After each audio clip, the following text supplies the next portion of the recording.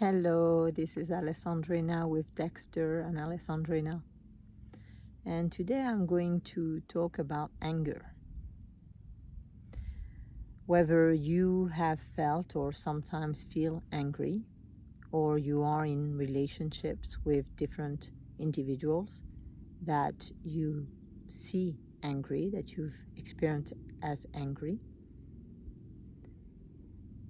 Anger exists in the collective consciousness, and it's an energy that sometimes we resonate with.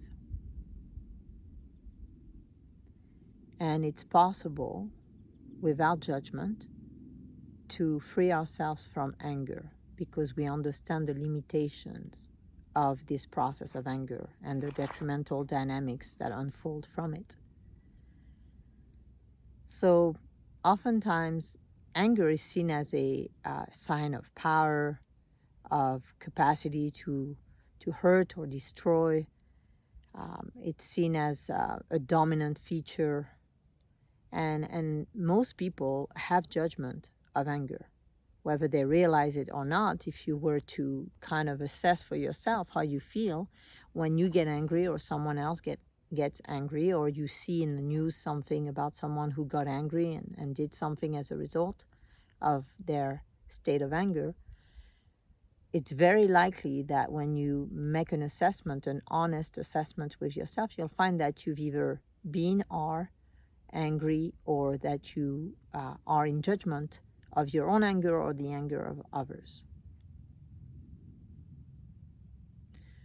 So, of course, it's understandable given all the different things that have happened in the world as a result of anger and involving anger. It's understandable that we could feel afraid of anger.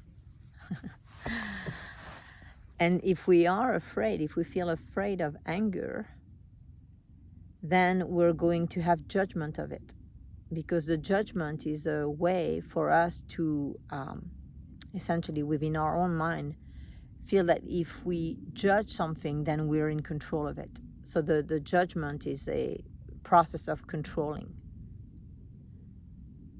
So the moment that we judge in an attempt to control, not that we can control, now we're kind of stuck, because we can't understand the anger, and therefore we can't really resolve it, because the judgment takes away our attention, our energy, our resources, our consciousness, our capacity to understand the situation clearly.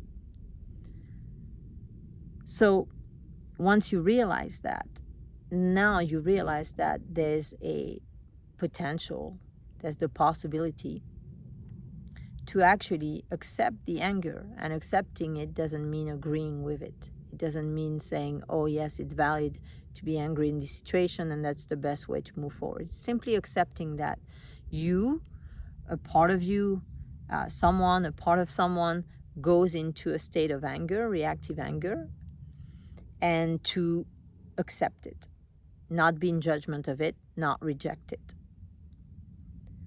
And through this process of accepting it, now you can actually feel it and look at it. And when you do, when you actually let yourself feel it completely, without judgment, and you sit with the energy of the anger, without distracting away from it, trying to run away from it, suppress it, repress it, simply looking at the anger. Oh, I feel angry. Oh, this person feels angry. How interesting. Not having fear of the anger. And so when there's this curiosity, this process of exploration, then it becomes possible to understand what is triggering anger, the feeling of anger. All our feelings and emotions are triggered by something. And our emotions are actually a result, they're triggered by underlying beliefs and interpretations that we've made and that are essentially being applied in that moment, and that feel, when we apply them and we see them, we begin to feel afraid.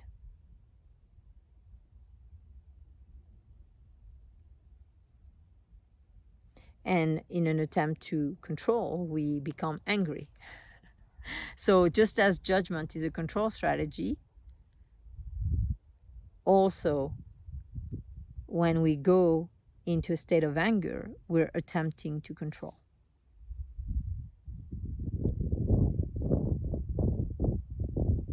So if we don't fear whatever is, whatever we might uncover underneath the surface, then we can stay in the energy of anger. We can feel what we feel, and we can begin not with the intellectual mind, because the intellect and the analytical mind can't really see what's underneath the emotion. It's so focused on the emotion and projecting onto the emotion the current circumstances, the current people, that it's not capable of understanding that it's something that is actually a recording from the past,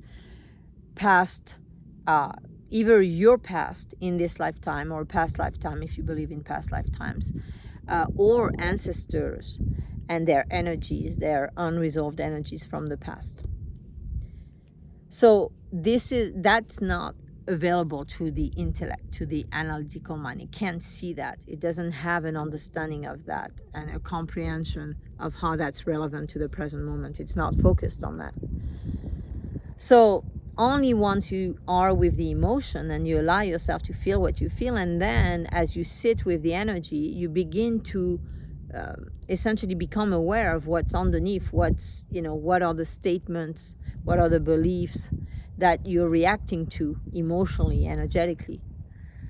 And so once you're there in that energy and you become aware of what the beliefs are, what the energies are that are getting triggered, what past recordings are getting triggered, now you can resolve it. You can clear it. There's a wonderful statement that helps accelerate that process that I just described. And that statement is that whenever you feel anger, instead of reacting and trying to distract or essentially making decisions from this anger, if you'll sit and you'll repeat, I am my anger,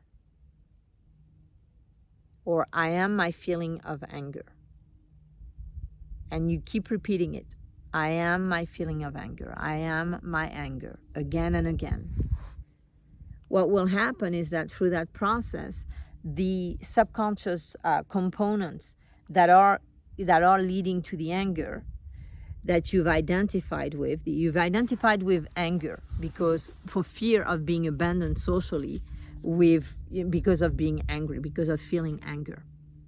So when you actually begin to see what is underneath this anger, then you can truly accept the anger, and now you can go beneath it and you can start to see, oh, there's this belief that if I'm not a certain way, then I'll be abandoned.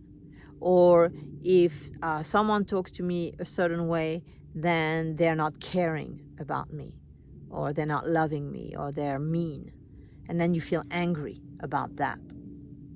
So because you want to control it, because you don't want it to happen, because you want to be free from the uncertainty. So when you do that process, I am my feeling of anger, or I am my anger, many things will come up, and just allow them to come up. Just like notice what is the content, what is making up the anger.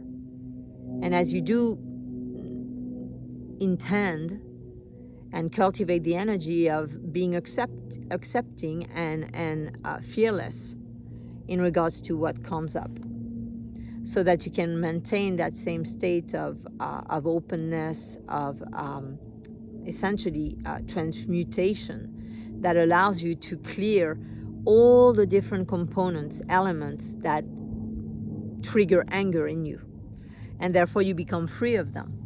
It allows you to become aware of your fears and your limiting beliefs and the things that are essentially challenging for you and that where you feel out of control.